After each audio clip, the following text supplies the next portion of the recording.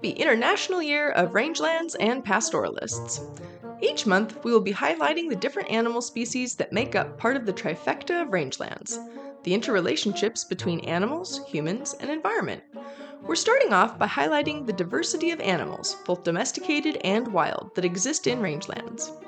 Pastoralism is characterized by the movement of livestock across rangelands, for example, by transhumance, nomadism, or rotational grazing. In some countries, the herders move with their animals, camping in different parts of the rangeland, sometimes together with their families, other times only the herder or drover moves the animals. Some pastoralists specialize in one type of animal, such as cattle in North America, reindeer in the Arctic, or yaks in Central Asia. Other pastoralists have different types of animals that are raised together.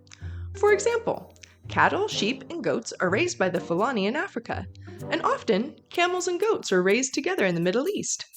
Similarly, domesticated and wild grazers coexist together in many areas around the world. All these systems have evolved throughout history, and the movement of the animals is the common denominator. Herding or guarding dogs and other service animals, such as donkeys and horses, are also essential to this livelihood. These relationships have existed for many years, with records and stories indicating that processes of domestication started around 8,000 years ago.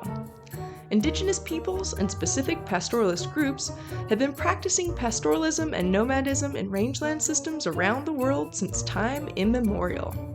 There is an integral connection between rangelands, animals, and humans, as the three have worked together to exist in harmony for thousands of years.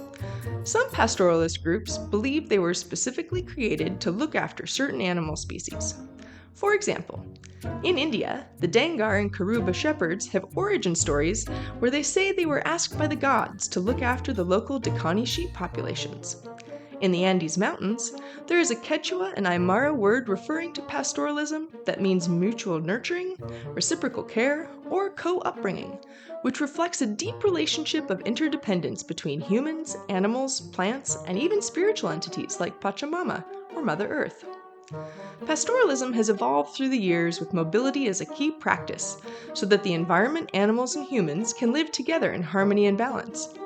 There are environmental benefits of grazing animals in rangeland ecosystems, and good grazing practices help provide food security.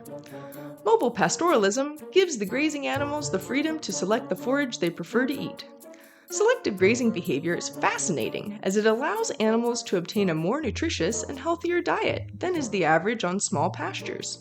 Similarly, moving animals from place to place helps ensure that the ecosystems are not overutilized or overgrazed, and can actually help to maintain ecosystem diversity.